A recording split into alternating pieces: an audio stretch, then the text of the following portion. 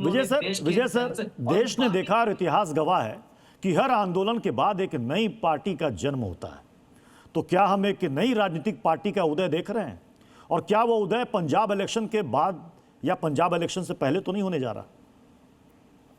संभावनाओं से इनकार नहीं किया जा सकता, लेकिन मैं इतना कह सकता हूँ इट्स टू अर्ली टू से कि वो पार्टी हो जाएगी, क्योंकि एक अनुभव हमारे को हुआ है आम आदमी पार्टी का, जब वहाँ आंदोलन हुआ, अन्ना आंदोलन हुआ और उससे वो नई पार्टी बनी।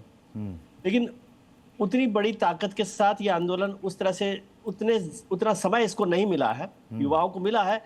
कितना आगे बढ़ सकते हैं, लेकिन इसकी संभावना से इनकार मैं नहीं कर सकता कि ये एक नई पार्टी नहीं बनेगी या पार्टी बनकर क्या करेगी क्या नहीं करेगी।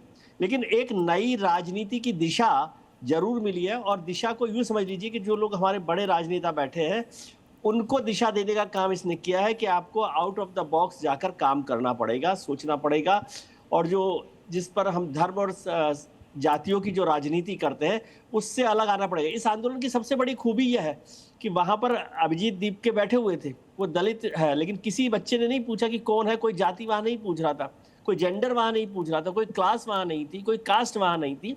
तो वो यदि राजनीति में आता है तो हम समझते हैं कि वो एक नई दिशा मिलेगी, और हमारे जो पॉलिटिकल पार्टीज हैं उनको भी इस पर सोचना चाहिए। अभी तो बहुत, पंजाब का इलेक्शन तो जल्दी हो जाएगा, मुझे नहीं पता कि वो कितना जल्दी उस तैयारी में आ सकते, क्योंकि आंदोलन के लिए लोग तो जुड़ जाते हैं। यदि आपने ध्यान हो कि किसान आंदोलन हुआ था तो हजारों हजार लोग मौजूद थे, लेकिन वही किसान नेता जब चुनाव में आए तो उनको 5,000 वोट भी नहीं मिल रहे थे। तो चुनाव की राजनीति हिंदुस्तान में अलग तरीके की है। आम आदमी पार्टी की सक्सेस से सारे आंदोलनों को राजनीति में बदलते हुए देखना थोड़ा सा जल्दबाजी होगी मेरे ख्याल से। जी, मैं कुछ सर आपसे समझना चाहूंगा कि ये जो सड़क पर उतरकर राजनीति करने वाली बात है, इस पर कई बार बहस और चर्चा हो जाती है कि साहब विपक्ष को सड़क पर उतरना चाहिए, विपक्ष को सड़क पर उतरना चाहिए। एक संगठन उतरता है खुद छात्रों के साथ, जिसमें शुरुआत में 500-1000 लोग जुड़ते हैं पहले दिन, उसके बाद धीरे धीरे दायरा बढ़ता जाता है। तो क्या इस युवाओं के सेंटिमेंट को विपक्ष भी नहीं समझ पा रहा था? अगर चाहते तो विपक्ष के कई बड़े नेता जंतर मंतर पर, भूख हड़ताल पर, अनशन पर बैठ सकते थे। बैठे कौन? सोनम वांगचुक। उसके बाद कौन बैठे? अभिजीत दीप के।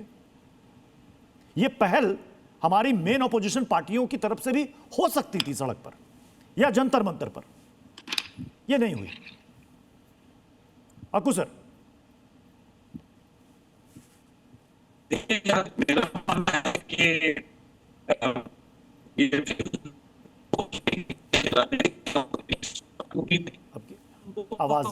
आवाज आपकी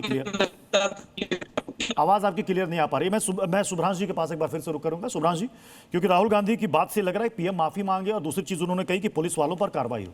और हमने सुना जो कॉन्स्टिट्यूशन क्लब में जो सहमति बनी जिसके बाद धरना खत्म हुआ, उसमें ये दो बातें नहीं थी।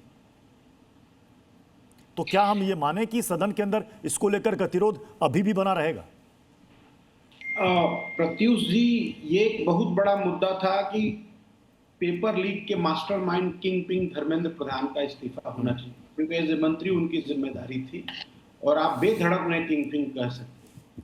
लेकिन एक अच्छी बात मैं और आपको बताता हूँ, ये आंदोलन युवाओं का था, ये आंदोलन छात्रों का था, ये आंदोलन उन तमाम बेबस लोगों का था जिनकी आवाज नहीं सुनी जा रही थी। तो बिल्कुल सत्य है, जो पुलिसिया कार्रवाई या जो प्राइवेट गुंडों द्वारा हमला किया गया है उसके खिलाफ सरकार क्या कर रही है वो विजिबल होना चाहिए। ऐसा नहीं कि कल के डेट में चर्चा खत्म हो जाएगी तो हम छोड़ देंगे चर्चा करना। विपक्ष हर रोज किसी न किसी को लाएगा कि अगर आपने उसके ऊपर पैलेट गन से हमला किया है जो सुप्रीम कोर्ट के हिसाब से बंद है तो हम आपको दिखाएंगे। एक और बात, दूसरा एक मुद्दा था कि सरकार संवेदनशील है। सरकार कैसी संवेदनशील है? सरकार का संवेदनशीलता तब जगता है जब आपको खून ही खून आपकी सड़कों पे दिखता है। सरकार की संवेदनशीलता तब जगती है जब सैकड़ों बच्चों को आप मारकर हॉस्पिटलाइज पहुंचा देते हो। और एक और इंपॉर्टेंट सवाल मैं आपको बता देता हूं। देखिए, ये शुरुआत है, आपको ये मानना पड़ेगा कि हमारे देश की खूबसूरती हमारा लोकतंत्र और संविधान यहाँ के हर नागरिक को अधिकार देता है, वो चाहे एसी कमरे में बैठा हो, चाहे वो तानाशाह वाले बड़े से बंगले में बैठा हो।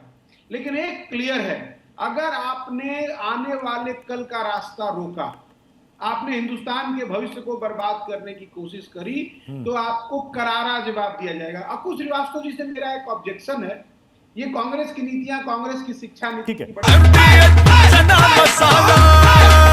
अब छोलिया हो या लोबिया, सफेद चने या काले चने, सब कुछ मजेदार बने। MDH